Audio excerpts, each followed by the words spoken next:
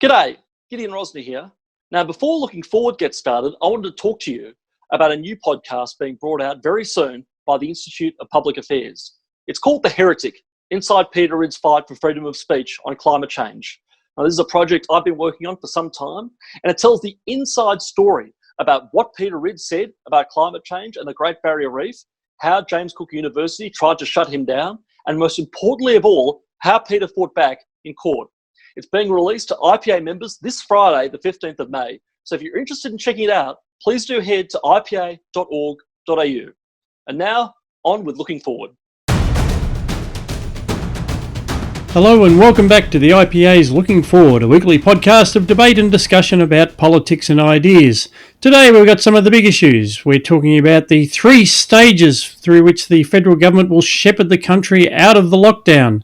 We'll be looking at the international experience of COVID-19, particularly in Sweden, where people don't seem to be so much worried about whether it might not succeed in its efforts, but that it actually will. And it might actually be a poster child for the herd immunity strategy. We'll be looking at that, plus the future of conservatism as we reflect on the life of Sir Roger Scruton and the many conservative voices that are trying to take meaning out of the current pandemic. All that and more, including our usual books and culture section, where our panellists will be looking at, of course, The Last Dance, the Michael Jordan documentary that's been sweeping the world, well, like a virus, a show called Normal People out of Ireland, which is unbelievably a romantic show that's going to be featured on Looking Forward, and also a game about the birth of English football, or soccer as it's called in Australia. To make that discussion happen, I have with me, of course, my co-host from RMIT University and adjunct fellow at the IPA, Dr. Chris Berg. G'day, Scott. Great to have you, Chris, as always, and a frequent guest, always welcome in the IPA's home studios, Andrew Bushnell. Cheers, Scott. Well, in fact, as from next week, Andrew, I can actually invite you over for a beer. So we'll see what happens. Might even There's a lot of pressure on that promise. Yeah, that's right. But we will come to that in a moment. Don't forget, this podcast is a production of the Institute of Public Affairs. If you're not already a member, please do go to ipa.org.au to see how you can join, donate, and get access to many of the member-only benefits, including the IPA review, which we'll be talking about a bit later. But first of all, a visual gag for those watching on YouTube.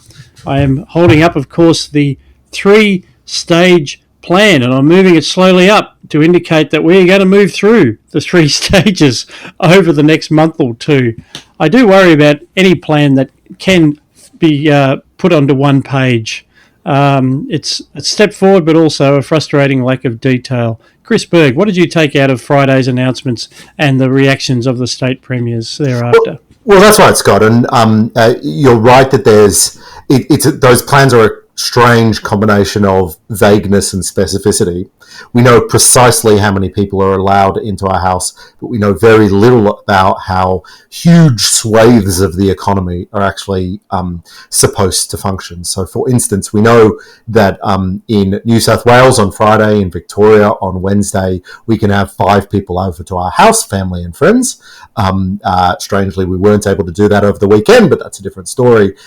We know in what stage cafes and restaurants will start to open. They're already starting to do so in Western Australia, for example. But we know very, very little about the staged return to work for white-collar workers. We know very little about how what COVID-safe workplaces are supposed to look like. And I know that, Scott, you're thinking really deeply about this from the IPA's perspective, and I'm certain that there are people thinking really hard about this from the RMIT perspective as well. Nonetheless, we are on the way. So Dan Andrews announced, as I said, on Wednesday, phase 1 will launch, and on Friday in New South Wales, phase 1 will launch as well. I might throw to Andrew though. How do you respond to these incredibly specific yet at the same time frustratingly vague promises of a return to freedom? They are vague, but then of course this is the Commonwealth's top level directions. So, some of the points in there actually note like in line with state and territory plans. So it's sort of been left to the states and territories to fill out some of the detail, which I guess is fair enough. But I think the point that you've made there that's really important is that they have to be vague because the entire pandemic response has been about uncertainty, not certainty. And that's why it's been very strange, actually, that we keep hearing this refrain of we need to follow the science. Because following the science implies that there is certainty around the data and that leads to certain policy conclusions. Following the science implies that there is a science to follow. Yeah, whereas actually what's happened, or at least it seems to me, is that we made the decision to shut down originally based on something akin to the precautionary principle. It wasn't necessarily called that, but the idea was that so uncertain were we about the extent of the risk, and all we knew was that, or thought we knew, was that there was this large-scale systemic risk that we had to take the biggest possible action. And now we're sort of winding that back, but we're not winding it back based on what we know about the disease or the virus itself. We're actually winding it back based on the only concrete things we have, which is the number of infections and the number of deaths. And that's not really science, that's just counting, right? So we shut down the entire economy. We've stopped people from moving around. And of course, this has had an effect on the spread of the disease. But this isn't, when we say follow the science, it implies that there's some really sophisticated kind of reasoning going on here. But actually, what happened was we reacted to the uncertainty, and we're pretty confident that we are seeing the result we wanted from our large-scale action. And now we're actually going to experiment a little bit by relaxing the restrictions. But it's not science. Or rather, it's an experiment. It's science in action. I'd have to challenge that a little bit, Andrew. I think what you say was probably right, a month or so ago, as an interpretation of what's going on. But I think John Roscombe got it right in the Fin Review last Friday, and I say this not just because he's my boss, but when he said that, at the start of this process, the National Cabinet and its deliberations were 50%. Were all about the science, and now they're 50% science and 50% politics. And there's a lot of politics in this because a lot of the data has come in. We have learnt. I don't think we're in this situation of extreme uncertainty. I think there's a lot more known knowns and even known unknowns. I mean, we're still in a situation where there's now more and more evidence pours in every day about the lack of transmission amongst children, the lack of symptoms amongst children, the lack of positive tests amongst children. This is moving out of the realm of uncertainty into a solid body of evidence. I don't know, Scott. Can I just jump in there, because I don't know that that's entirely the case. We knew in January and February, perhaps not with the same certainty, but we knew that it didn't seem to affect children. On many of the policy relevant margins, many of the policy relevant attributes of this disease, I actually think we knew most of what we know now in March. Now, the evidence base for that knowledge has firmed up, absolutely. We've got more and more studies, not just out of China, but out of the rest of the world, about some of those really key things like transmission in children. But it does strike me as that we have roughly the same knowledge, even if it's firmer knowledge, about the characteristics of this disease that we did when we made the decision to lock down. So in that sense, I think Andrew's right. I think these decisions, at least in Australia, and it's different around the world, but these decisions in Australia are being made just purely looking at, in lots of Australian states, there are just 0 cases or 0 new infections each day. Yeah, I think maybe I didn't explain myself as well as I wanted to, but I think what's happened in the last week is that somehow or other, we are now at a point where the government is confident that we've exceeded whatever threshold of knowledge it was that turns the precaution switch on and off. Now, that's not... the point I'm trying to make is that that's not being presented. That's not being presented as the way it actually happens. The implication here is that something is now much more concrete than it was. But actually, the only thing that's really, it seems to me anyway, the thing that's concrete is that in Australia, the virus has been contained very well, and so that we can relax the restrictions. But that really only comes down to the infection rate as recorded and the death rate. It doesn't come down to... It's not a decision being made about really specific things about how the virus works, or at least if it is, then I don't think that that's been communicated very well to us. Yeah, the thing that has frustrated me through this whole crisis is governments have had to make a lot of decisions about what we can and cannot do under lots of different complicated circumstances. They've had to come up with incredibly specific rules that govern all of our lives. And so they've come up with the idea, as I said, it was in New South Wales, it was 2 people you could have over, now it's 5 people by Friday. But there's no evidence to back up these individual marginal differences. And there's actually no attempt to link any evidence to any of the measures ever. In fact, the only defences that you see coming out, I mean, one of the more bizarre ones from Victoria was essentially a defence that, well, how can you possibly go and play golf and then try to justify to little Johnny why he can't go to the park and kick the footy with his mates? Therefore, no one can play golf. The only defences actually seem to be about the behavioural change that's being sought, not about any link to actual epidemiology. Yeah, that's a great way of putting my point. Thanks, Scott. You've actually done it much better than I have done.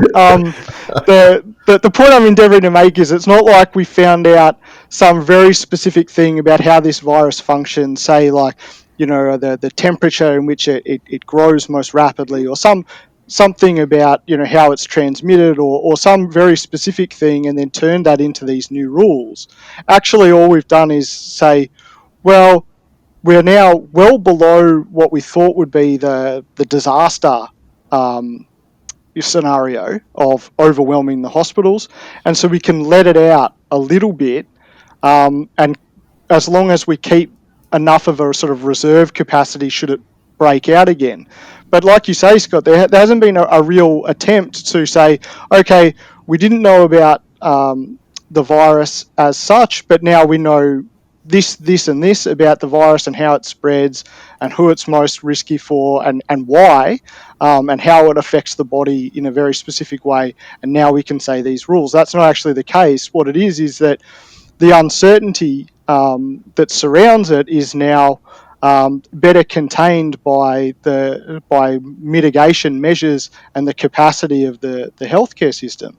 And that's the point I'm endeavouring to make, is just that when they present this like when they present this like we're operating in a different environment altogether to how we were a month or 2 months ago, it's actually not true. The thing that's changed is just the level of uncertainty and fear around the spread has changed. Isn't there an argument, though, Andrew, to appeal to your sensibilities, that what we've done is we've tried to make a very legalistic, almost rationalistic version of what human societies have always done in response to these sorts of pandemics. Since at least the medieval era, we have instituted quarantines in response to outbreaks of infectious disease.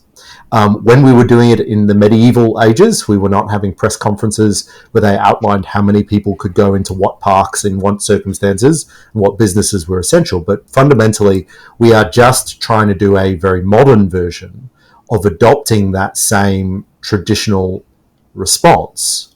And when you look at an epidemic curve, a historical epidemic curve, it always reflects the fact that the society will shut down in some way, whether by law or just by social norm.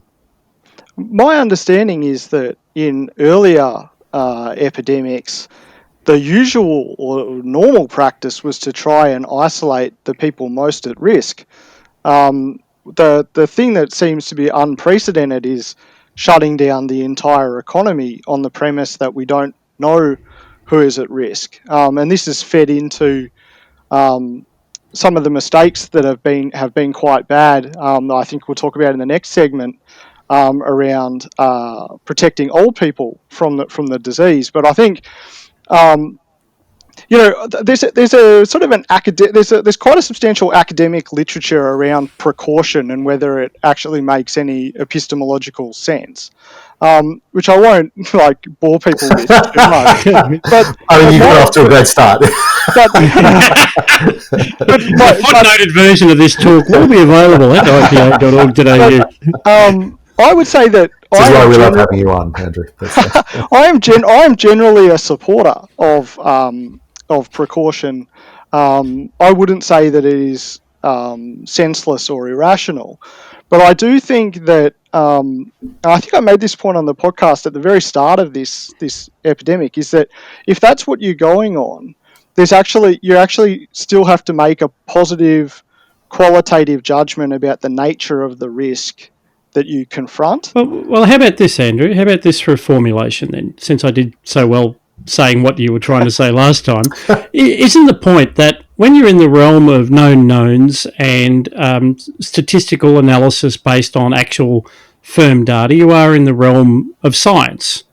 And scientists have some claim to be able to say, if we do X, then Y results, so you should do Z. Precaution is not that kind of a realm.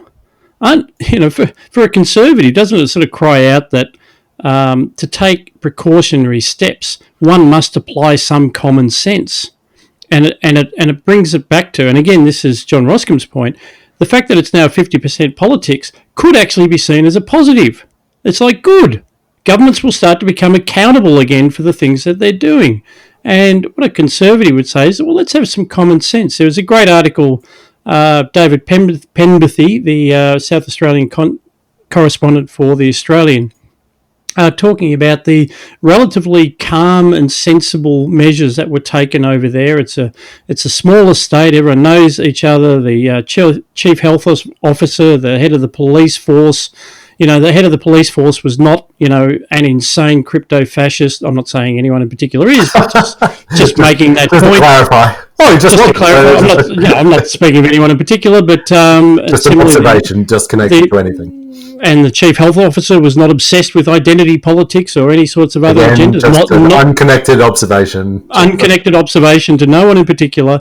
And so what they did was sensible from the start. And lo and behold, the results were certainly no worse than any of the other states, and on many measures better, because a little bit of common sense actually crept in. And that's still the thing that we're looking for. Is it's not too much politics; it's actually not enough.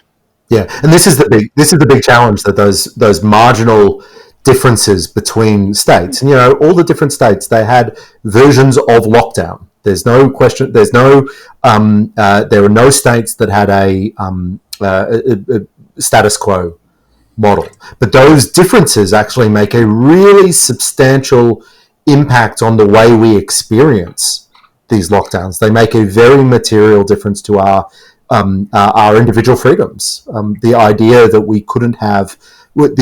we in Victoria could not see our family on Mother's Day was experienced as a really material attack on our liberties. This is right. I mean, Scott, your point is very well made. That that the scientific knowledge, is empirical knowledge, is not the only kind of knowledge to which you would refer in these situations.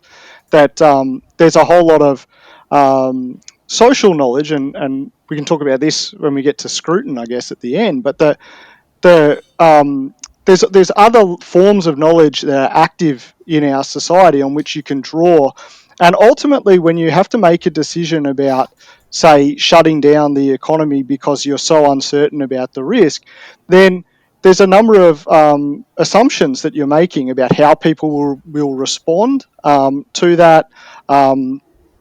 You know, so there's basically, and then of course this is what I sent a letter to an email to all of our members this week to make the point that when you're making those qualitative judgments, it's important that the people making those are doing so based on a set of values that they share with the people over whom they rule, so that these decisions are sensible, intelligible, um, and the results of them can be predicted, coordinated.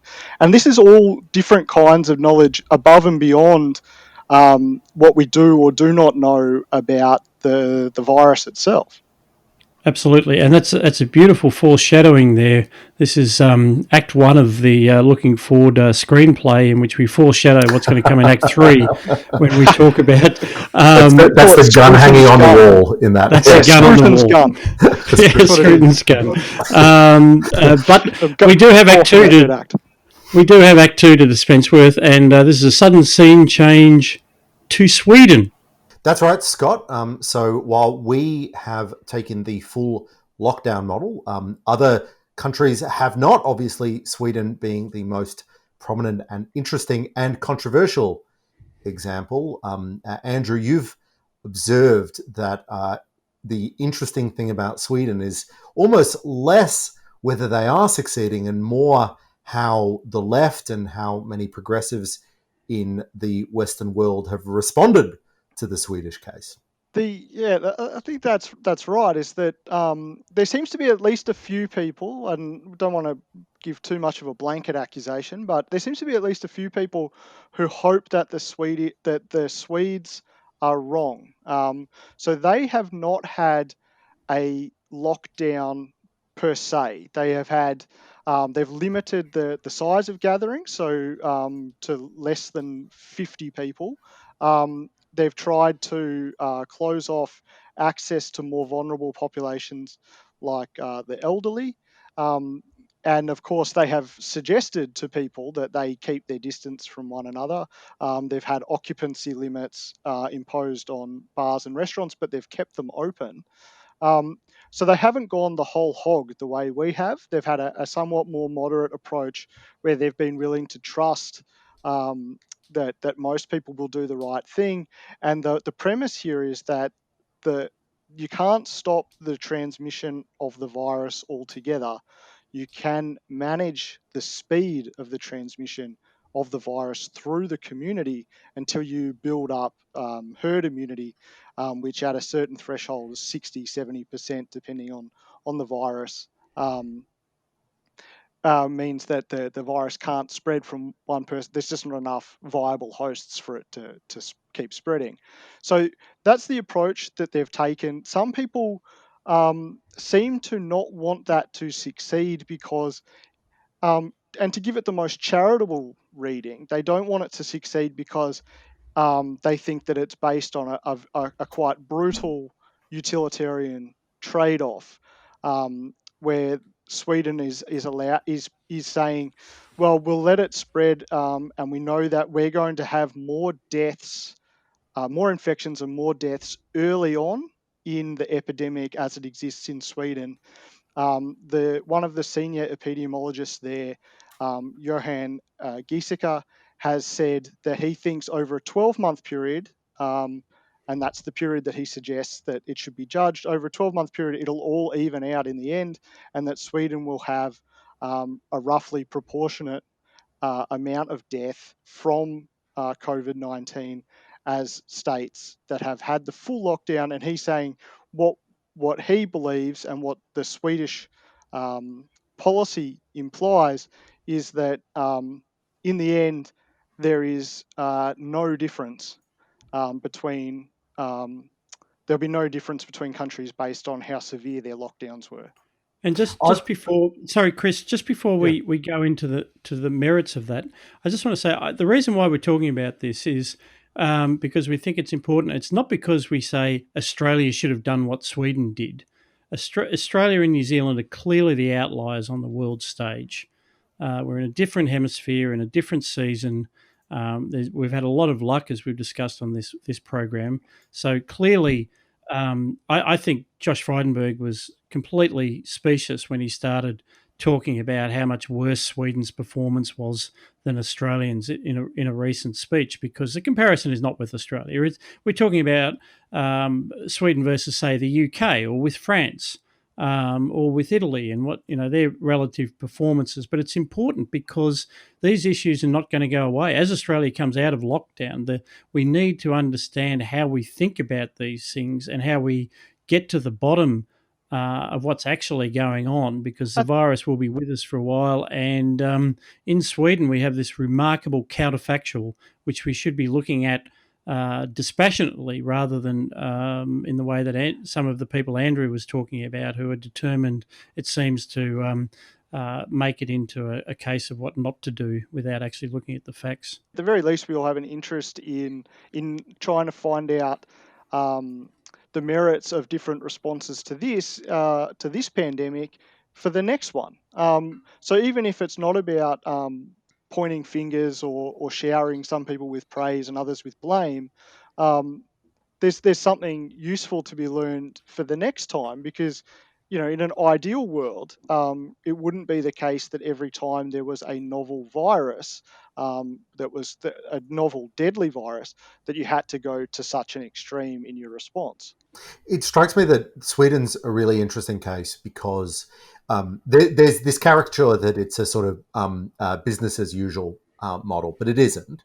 As you said, Andrew, there's a combination of new rules. There are lockdown rules. You can't have large events. And there are, of course, social distancing measures that have been encouraged by the government and voluntarily adopted by the Swedish population. Sweden has incredibly high social capital, so they're very open to following those sorts of instructions. But by and large, this has been a voluntary model.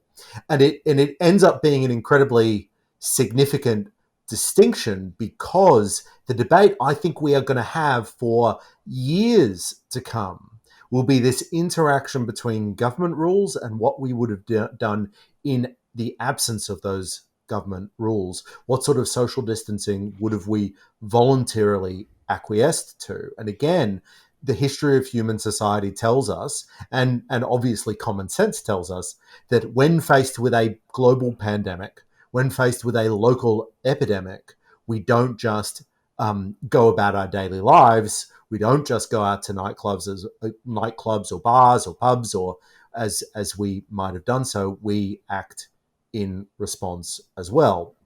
I've been looking at some of the really interesting research that's come out only in the last couple of weeks, sort of supplanting the early, really influential, but I think highly questionable models that have been released in March. And these show that loose lockdowns, in many cases, are superior at stemming total numbers of deaths over time, rather than these harsh firm lockdowns that we've adopted. And we can put some of the details of those in the show notes. But what it really shows to us is that some of the certainties we may have felt, or governments may have felt in March, are being challenged by alternative models like Sweden.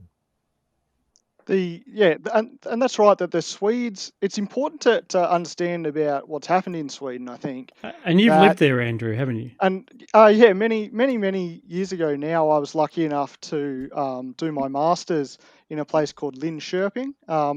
It's about halfway between Stockholm and Malmö in the south of Sweden. And Swedes are a great people. It's a beautiful country. It's important to understand, I think, culturally, when we talk about Sweden having historically very high levels of trust and solidarity, is that had their experts made the opposite determination, then Swedes would have more likely than not complied with that as well. This is not the same as in the United States, where you have seen, say, in Michigan, protesters going to the Congress there, demanding their freedom. This is more the case that You missed a a very pragmatic. important point. Extremely well armed protesters. Yeah, well, I left that out. I mean, but I think but it reinforces the point that what has happened in Sweden is actually a pragmatic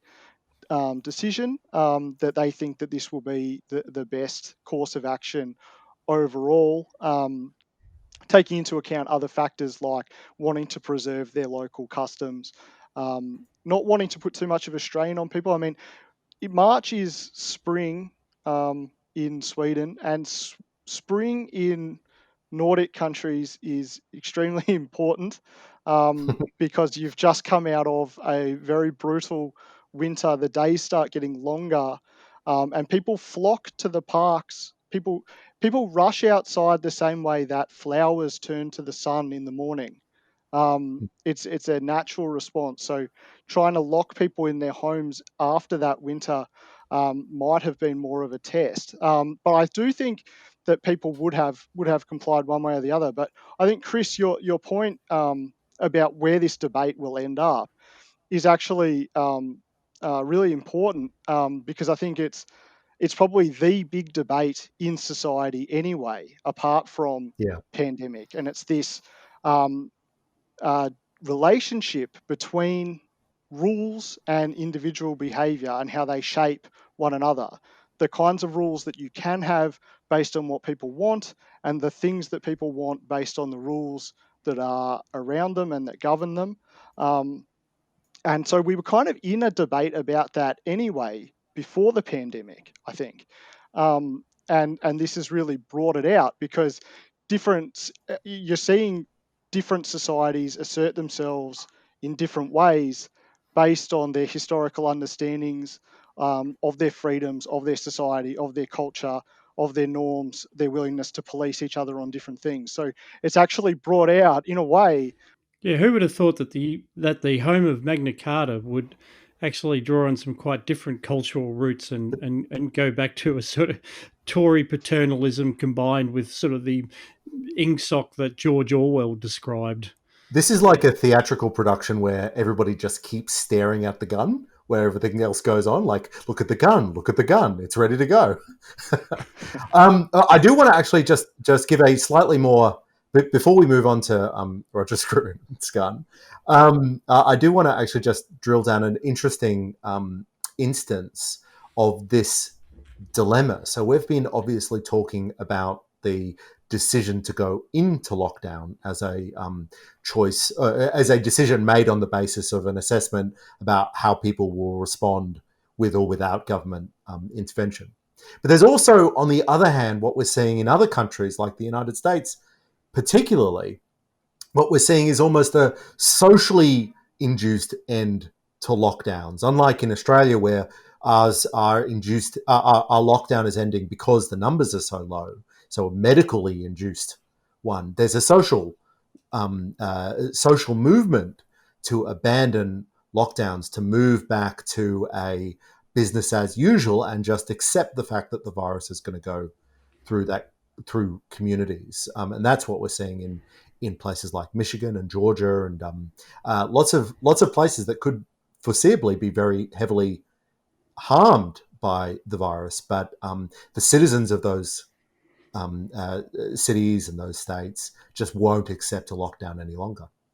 And that's because the trade-off actually is another thing that's uncertain, right? That when you say what's most costly to me and to my family, and to my society, it's not as obvious as people might think that the least harmful option is the shutdown and defeat the virus at all costs. Actually, and I wrote a piece in the Spectator a few weeks ago about this.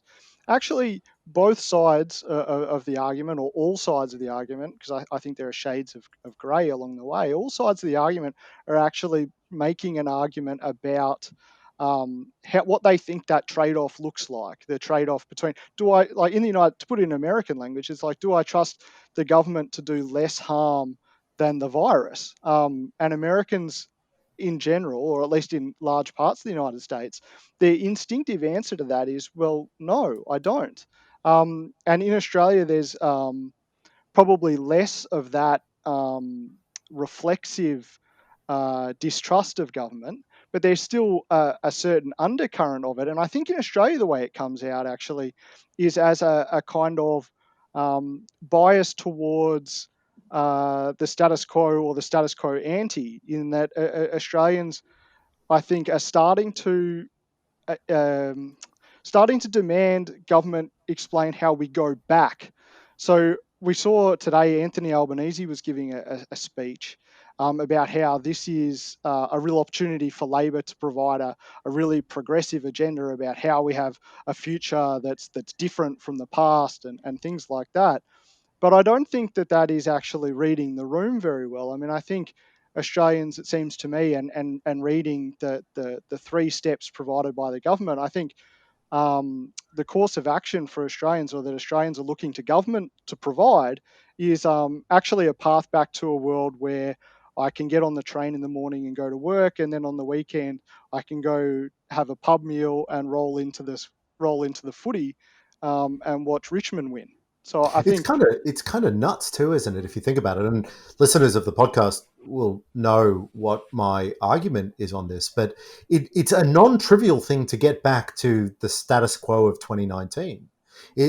Just on a purely economic perspective, the idea that we're going to be as rich as we were last year, the moment we can hop on a train or head back to the football, or we can go to the local restaurant, is an obvious fantasy. Just so much damage has been done. The once we are back to on a trajectory, or have achieved the wealth that we previously enjoyed, then absolutely we can have all sorts of conversations. But right now, the only thing that we should be thinking about is how can we get back to what you would describe, Andrew, as the status quo of 2019. yeah, How can we be as rich as we were in December last year? yeah, and it's possible that I use the word the words the status quo, but I mean, I guess what we really Jobs. We mean, want people back in Jobs. You want, yeah. well, How That's can what we we get back want. into employment? and we want our society to go back to its long-term historical trend. Hmm. I don't think anyone thinks that um, even the almighty, all-powerful Dan Andrews can click his fingers and put things back together When you say straight that, but away. you've got to see his fan base on Twitter. Oh, Oh God. Well, it's a question for you, Andrew. It's a question without notice, and it's in the realm of ethics. So you look at Twitter and Facebook, and one of the things, there's a whole genre which sort of says, "Hey, listen, we've got to be grateful that we're home, we're safe, we've got the children, and we've got our health, and we're comfortable." And there's sort of a circle of empathy argument. It's sort of like we need to widen our circle of empathy and think of the old people. Like you can't say think of the children. You say think of the old people and how we must protect them.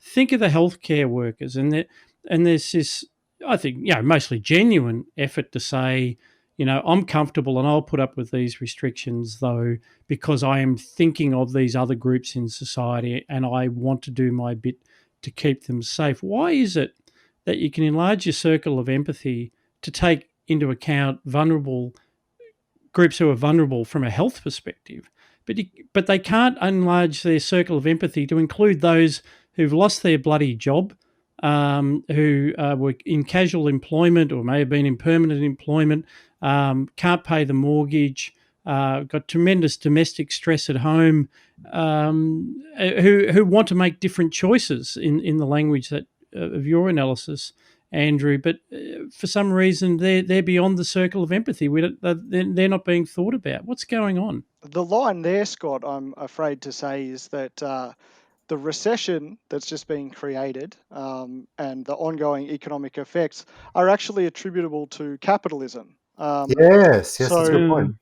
so it's not. So the line is, because I've seen people ask this question to some of the more rabid left wing commentators, and their argument is, well, people only die in recessions, or only die, or have their family life disrupted, and things like that in poor economic conditions because the government has insufficiently secured them against that. And so it's in their view, this is an entirely soluble problem in a way that the health crisis caused by the pandemic is not. Now, you and I know, and normal people know, that there's a lot more to it than merely material conditions and the amelioration of the material harm that comes from losing your job. Of course, a lot of the problems that we see in times of recession are actually non-material causes. The loss people have of purpose and their connection to the broader community, their feelings of usefulness at home, their relationships with people become strained.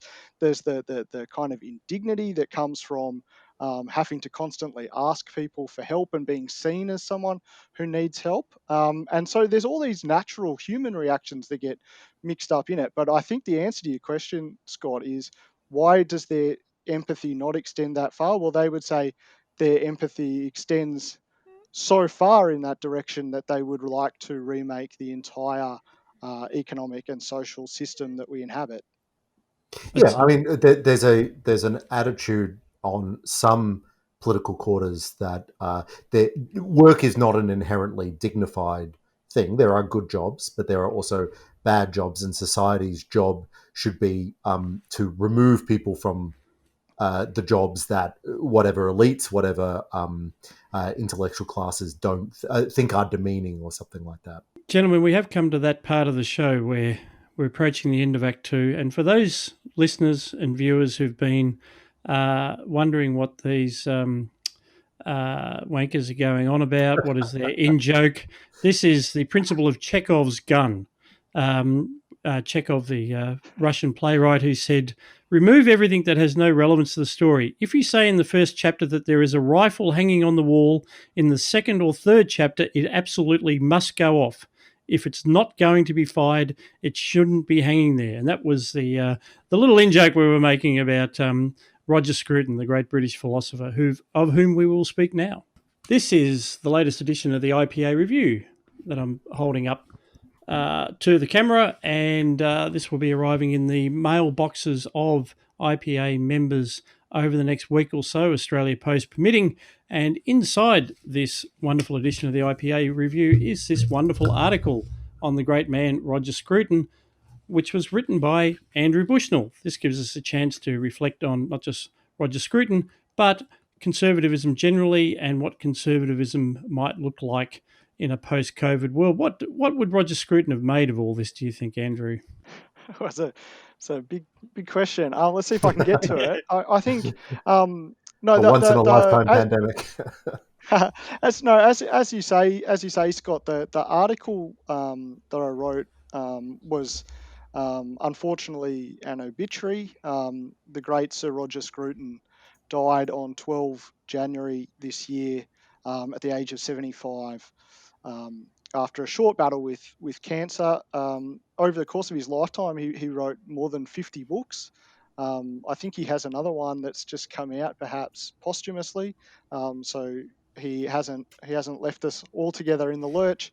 And I think the point I was trying to make in the article about Sir Roger's philosophy is that unlike a lot of people who have gone by the moniker conservative, Scruton actually does, across those 50 books of various kinds, actually get close to providing a kind of systematic account of conservatism, building it up from an idea of what he thinks the human person is, the relationship between that human person and other persons and society itself, building that up to a kind of doctrine, as he calls it, about how society's institutions fit together. And so there's actually an almost underappreciated richness in Roger Scruton's work, that the philosophical work, not just the more polemical things that people would know. He was also a prolific commentator, but the actual philosophical work has a kind of richness, depth, and systematicity that is probably underappreciated. And I was just trying to tease that out. So, what would Scruton say about the pandemic? I think that he would be like Peter Hitchens, the English commentator Peter Hitchens. I think Scruton would be concerned with how easily historical traditional institutions have been devalued when we talk about this trade-off between the response to the public health crisis and other things that we value in society, along with our health, not against our health, but along with other contributors to our health. I think, like Hitchens, I think Scruton would be very concerned that that the traditional English liberties, but also traditional English duties to one another and to the future, to their children, to pass on what's great in their society, has probably been undervalued somewhat in that country. Let's just talk a little bit more about that idea of the systematic thought of Scruton's conservatism. One of the books I have on my shelves is by a fellow named Robert Nisbet, who's a sort of 1980s conservative social thinker. And the title of his book is called Prejudices, a Philosophical Dictionary, where he spells out just his assorted collections of views on from a distinctly conservative perspective. And it's always struck me that a lot of conservative thought by design is, rather than one grand theory, it's a group of learned lessons over time that brought together looks disparate, but is in fact is reasoned to in the same way. But you say that Scruton actually has a distinct, an implicitly distinct systematic vision. I think, unlike a lot of conservatives, some of the most famous conservatives, Scruton was a philosopher first. The only other one that people might be familiar with would be Michael Oakeshott, who was a philosopher first and who is often considered a conservative, and considered himself a kind of somewhat esoteric version of conservative. But Scruton was a philosopher first. He started his career writing about aesthetics, and moved into political philosophy. And so, like all philosophers, Scruton is a believer in reason, the ability to describe the world in a systematic, reasonable way. Whereas a lot of other conservative literature comes from, I think Nisbet was a sociologist, I think, or a historian. A lot of conservatives have been historians, and of course, the historical approach tends to lead towards. The most famous one would probably be Russell Kirk. Taking a historical descriptive approach kind of lends itself to producing a litany, right? Like a list of kind of conservative nostrums.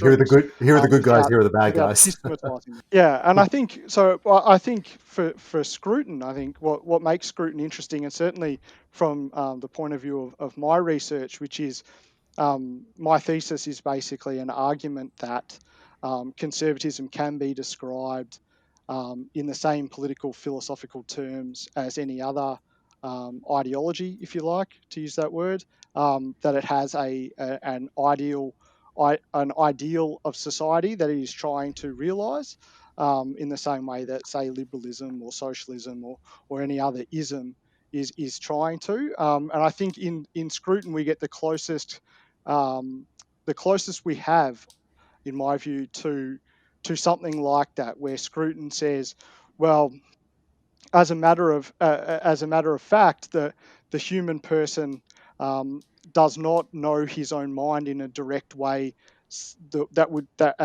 Which is the basic idea of liberalism, is that you have some sort of direct and privileged access to your own mind, such that thwarting your expression of that is somehow to wrong you. Scruton's conservatism starts with the idea that actually the concepts by which you know your own mind descend to you from a society that you therefore owe a duty to, and he builds up from there an idea of what makes for authority in society, and to what you should defer, and then liberty takes its place within that, as something that a well-ordered society actually produces, rather than takes as its foundation. So one of the differences between Scruton and Oakeshott is Oakeshott, yes, he was he was somewhat esoteric conservative, but he was a philosopher only, if you know what I mean. And the difference, Scruton is a philosopher in the world. He was always very engaged in contemporary questions, in contemporary debates, even political debates.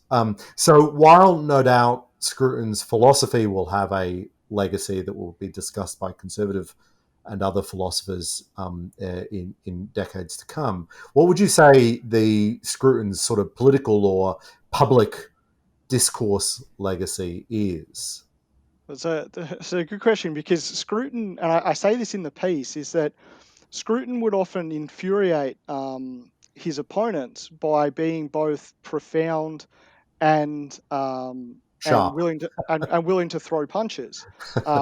He would get in the arena in public. He was very much a public intellectual. He paid a quite a high career price for being willing to. So for example, he was the editor and publisher of the Salisbury Review, which was a conservative, or is a conservative, magazine journal of commentary in the United Kingdom. And he was willing to get stuck in, but I think, and so in that sense, Scruton is actually something of an archetype for the way public intellectuals operate now. I think if Scruton were 20 years younger, um, then he might have had a slightly different career in the current environment, where where some of the the people who are more at odds with the institutional structure of academia and public commentary seek out their own channels, as in fact we are doing right now. Who knows what contribution Scruton might have made, but throughout his career he was an academic. He left the academy. He had positions at think tanks like the American Enterprise Institute, before returning to the academy. So he was always prepared to seek out avenues by which he could shape the public debate as well. And I think that's really important lesson for the academy. And this is something that, as a PhD student, we've actually been told, is that the academy is quite conscious of its need to mix it up a little bit more with the public, and not hold itself as somehow separate from the discussion that everyone else is having. It's interesting because Scruton seems to be he's an icon of is seen as an icon of a certain type of Anglo-American conservatism. And you talk about the American Enterprise Institute had him as a fellow with them. So one of the great iconic free market think tanks in the world, like the IPA, obviously. But it strikes me that we're in this huge debate right now, or we have been for the last couple of years, about a splitting between the sort of classical liberal side and the conservative side of that Anglo-American conservative fusion. And when you think about what Scruton has taught us and Scruton's philosophy, how do you think it fits into that? And do you think that changes because of COVID? Do you think we're moving into a divide, or is there a new post-COVID, post-Scruton conservatism? Scruton was never a fusionist. I think that it would be something of a mistake to think that he ever changed his views.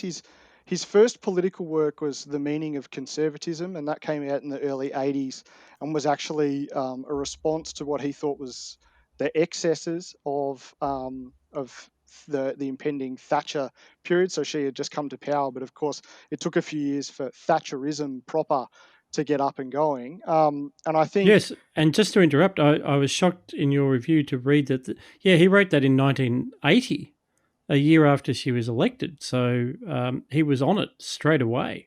Yeah, and his point in writing that was to set up what became sort of his argument, because he did become something of a supporter of Thatcher, but he wanted to set up, I think, if you read it, he wants to set up the way that liberty and free markets are functional for the kind of ordered society that he's talking about, and how they can be deployed to strengthen rather than contest with um, traditional institutions. So, Scruton was a keen, well, a student of, or a keen reader of Hayek.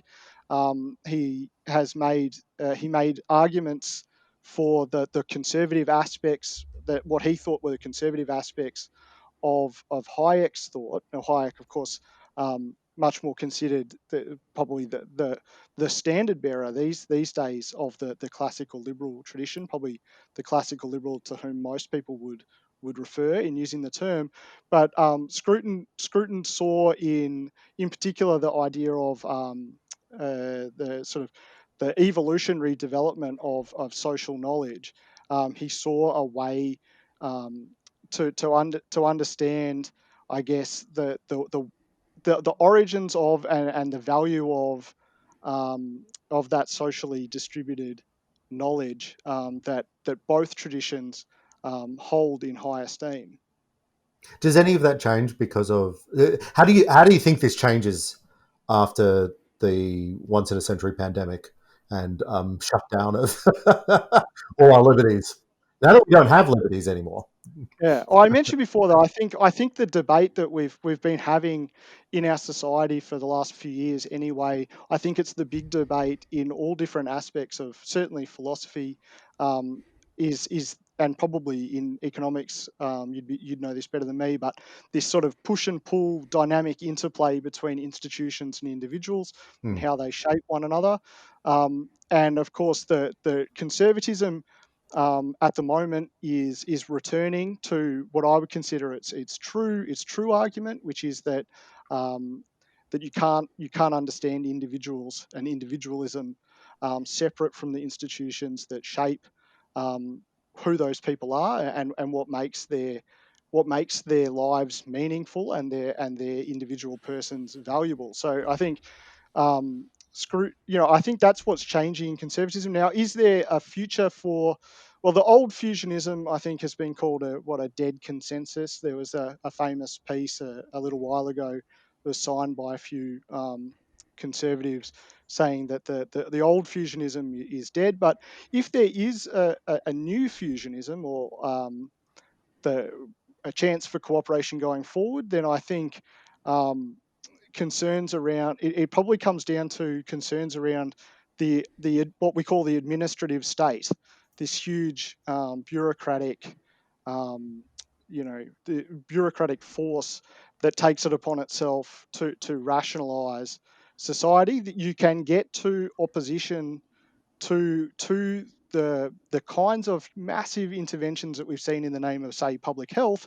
You can get to problematizing that from both traditions. And of course that will come out in different ways. But Yeah, you certainly, could, both liberals and conservatives tend to have the same attitude towards governments telling them that they can't sit on a park bench. It's amazing how new opportunities for fusionism arise. so I think, and certainly, the implications you would take from from the arguments presented will be different. But I think that every time you see this kind of overreach, the conservative concern for understanding our liberties as particular institutions that have time-tested value will interact in a beneficial way with the more a priori justification of at least some versions of those institutions that you get from liberalism. So there need to be a debate about, well, what are the limits of those liberties, and in what way are they functional for order? And if you're a libertarian, you might say, well, I don't necessarily care about that second question.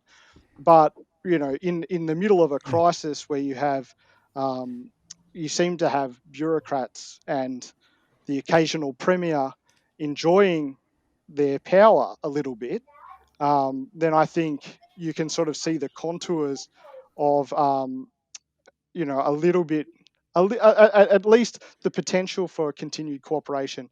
Of course, harder in the United States, where only one faction can supply a presidential candidate. Yeah. So I will say, once again, for those who are interested in Andrew's argument about Roger Scruton, it's in the IPA review. It's not too late to ring up and join, and Francisca will send you out a copy with your membership pack. And in that edition, also, you will find a much, much less cautious appraisal of Margaret Thatcher. Richard Alsop is reviewing the final book in Charles Moore's authorised biography of Margaret Thatcher. A terrific book and a terrific review by Richard Alsop, which I commend to you, the recording the Iron Lady's final years as Prime Minister.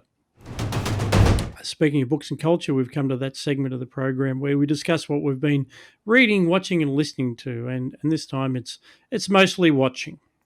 It is mostly watching, Scott. So I have been watching Normal People, which is the Irish romantic drama based on the book by, what's her name? Sally Rooney, a hit book from last year, now a TV show. A couple of weeks ago, I also reviewed Modern Love, the TV series. So I'm doing dopey romantic television in the middle of this global pandemic. This is a well-acted and ultimately deeply frustrating television show to watch. It is it's the sort of drama or narrative drama that could be solved by the two main characters just having a good chat with each other. You know how in a lot of horror movies these days they have to figure out ways to get rid of cell phones or figure out ways to shut down the internet so that people can't just call for help or that sort of thing? Well, in this case, they have to figure out a way that two people are unable to have a sensible adult conversation. And I conclude by, and the conclusion is that the way they do this is making these two people who are supposed to be incredibly smart by making them incredibly stupid. It's an enjoyable show, but it is very frustrating to watch. I admit I have only watched half of it. Maybe it gets less frustrating, but that is my review of the hit television romantic drama, Normal People. Is it a hit? Well, the book was a huge hit. The book was a huge hit. If you read modern adult literature in 2019, which I'm not a huge reader of, but it was a best-selling novel, and now the internet seems to have taken it by storm. Good God, Chris! I would never have picked you for readers or viewers. Well, look, so Scott, we've talked about this. So I just am not reading very much at the moment because of just the complexities of both working from home and teaching your children at home, and then trying to have some relaxing time. So we watch Netflix, we watch Prime, we just watch television now, don't we, Scott? Indeed. Well, I must admit, this is very much counter-cyclical, but I went and bought a television. You bought a television? Wow. After 10 years, it was time to upgrade, and this is obviously not a financially secure time to be making any great purchases, but God damn it, we're at home all the time. We're watching a lot of television. If you're going to buy something, you're buying a television. That's right. So it's only 65 inches, which is comparatively restrained nowadays. But it's a thing of beauty. And on that television, I have been watching the show that everybody's been watching, the Michael Jordan documentary, The Last Dance. And I think it is as good as people say. I have no particular interest in basketball. I have enough interest generally in sports to know who Michael Jordan is. I didn't follow it much at the time. But I think it is good because it can be watched at a number at a number of different levels. Certainly for those who are obsessed about Michael Jordan and the NBA, this is really where the modern NBA began. Well, here I go. I'm already doing this meta-analysis. It was one of the first global stars. Into a Roger Scruton. That's what we really needed to know. That's right. Well, one of the things he would have been appalled at, actually, I remember. So when the NBA was first able to form the Dream Team when the US Olympic team went from being semi-amateur to pro, and they sent the Dream Team to Barcelona in 1992. And I can remember how boorish they were. This was, the pride of American basketball. They were obviously the best, the basketballers in the world. And one of the episodes shows them beating up on this Croatian guy, Tony Kucic, who was at that stage was still playing in Europe, and they basically muscled him off the court. And it turns out this was because the manager of the Chicago Bulls had his eye on recruiting Tony Kucic, and Jordan and Pippen and all the guys at the Bulls hated Jerry Krause, hated the idea that he was going to bring in some outsider into their tight little crew, and so they beat him up on the court.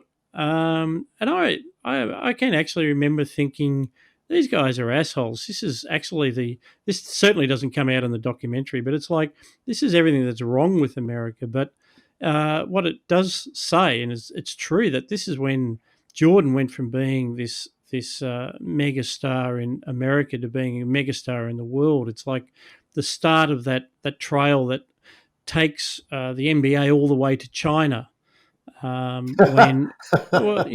year we had the story of how terrified they were at upsetting the CCP because it's such a big part of their market, and so I trace it right back to 1992.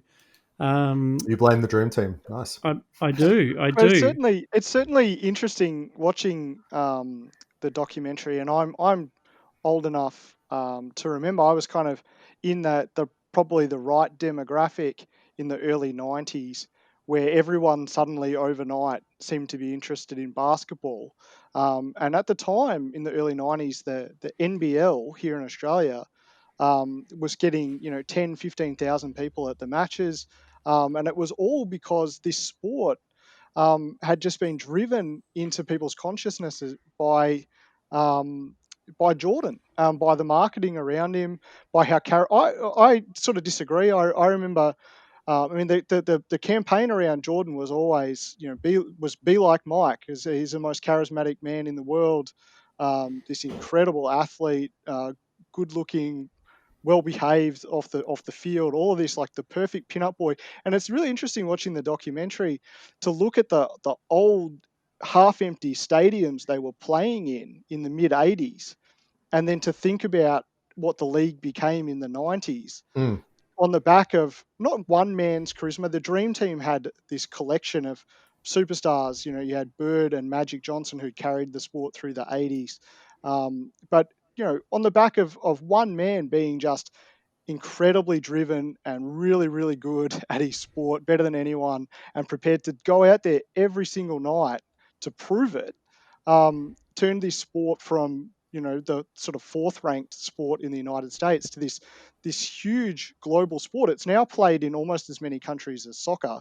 It's really the only sport that has close to the global reach that soccer has. And Jordan is, I think, the third or fourth richest African American in personal terms, personal wealth.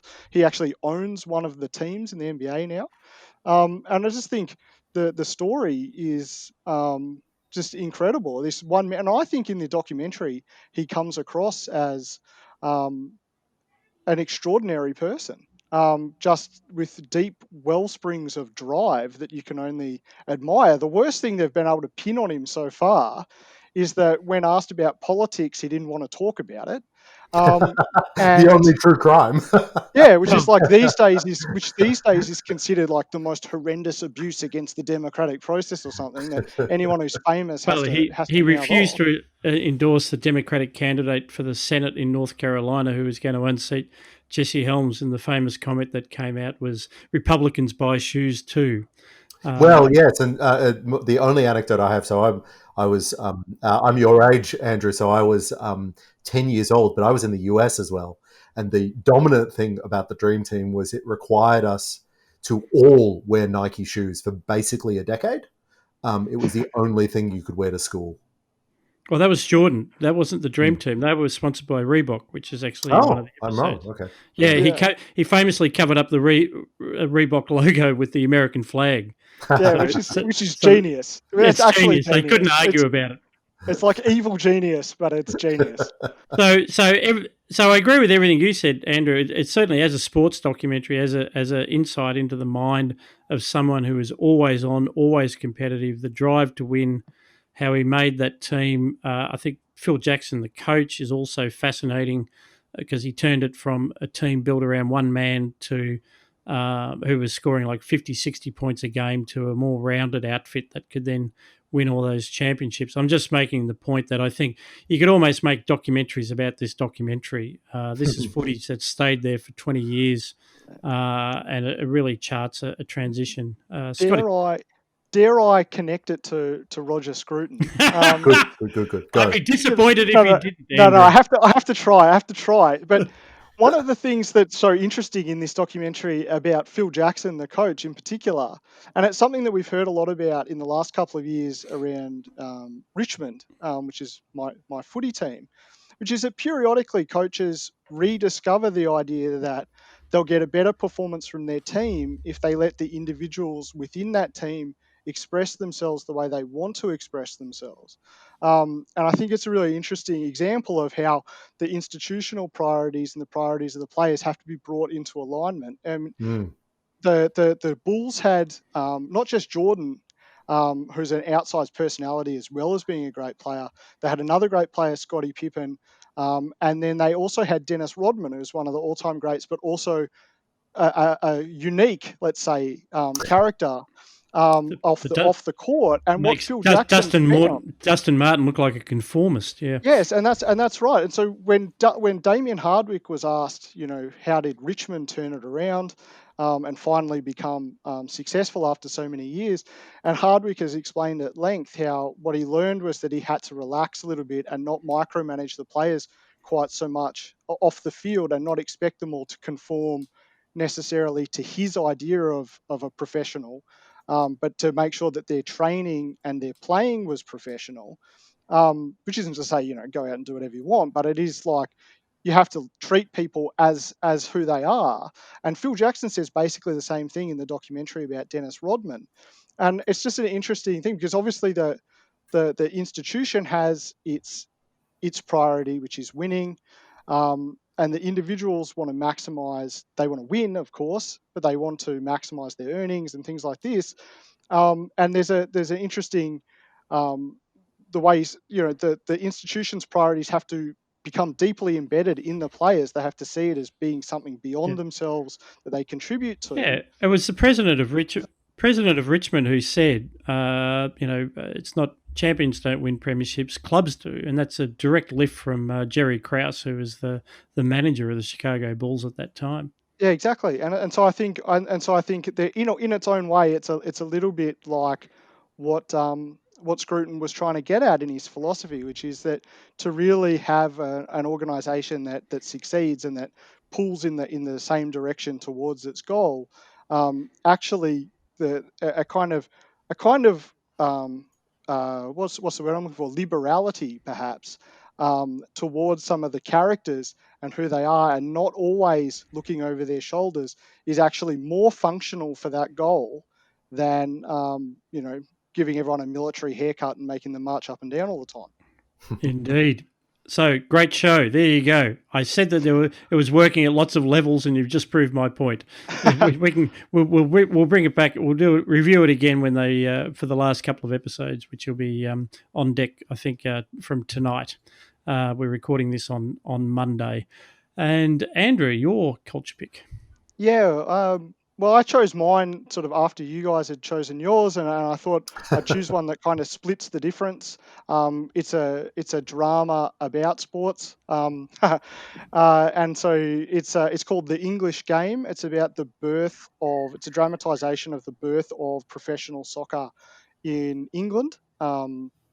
It's written by Julian Fallows, who some people might know from as the creator of Downton Abbey. He's a Tory lord, and he has written this. So he writes from a kind of conservative perspective, this story, the English game, comes very close to a kind of corporatist view of class relations. The birth of professional soccer is actually, in a way, it's presented as an accord that is reached between one of the aristocrats on the committee of the Football Association and one of the first professional players, Scottish players, at one of the mill teams in Northern England. So he'd come down from Glasgow specifically to play football and be paid to play football.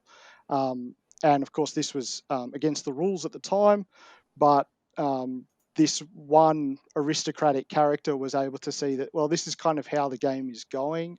It means a lot to people in these mill towns, and we need to reach some sort of accord with them about how we're going to govern the game together so that everyone can have what they want. So it seems like, to me, it was actually made me more sympathetic to professional sport, the professionalism of professional sport, I should say, because the professional footballers are portrayed in quite a sympathetic way, but so also are the aristocratic amateurs. At least one of them is portrayed in a very sympathetic way as being someone who cares about the well-being, not just of the footballers that he comes up against on the pitch, but the way people in these northern mill towns live. And he's portrayed in a very sympathetic way as someone who cares about his country and wants the best for its people. And so it's actually quite a nice little story. It's a bit up and down the writing. It's a bit soap opera at times, but if it's an interesting period, I think in history is this. Yeah. The I guess for the modern English fan, it'd be almost sort of nostalgic to look back to a time when the power behind the thrones of the great clubs were actually indigenous aristocrats as opposed to Russian oligarchs. Yeah, well, and that's the thing. So you can what it shows in a way is that there's a very long way between accepting that some players will be paid to play, and accepting that this is actually just a job that they do, and that they're entitled to be paid because the people are paying to watch them.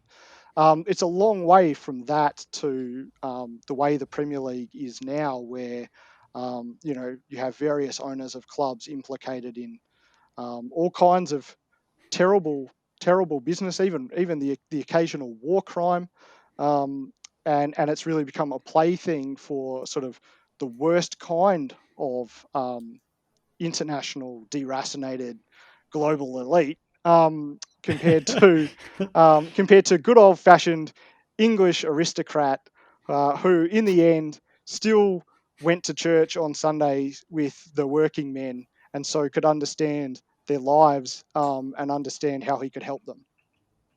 Yes, if Julian Fellows does nothing else, he specialises in nostalgia. So what was the name of that again? It's called The English Game. The English Game, and it's on Netflix. Yep, I think all of these things are on Netflix, so isn't everything. I'll settle down with my 65-inch. Thank you, Sonny. Thank you, JB Hi-Fi. That was our Books and Culture segment, and this has been Looking Forward. Big thank you to our listeners and viewers for bearing with us. And if you would like to read Andrew's article, access any of the other great IPA stuff, please do go to ipa.org.au to see how you can join, donate, read, or get involved.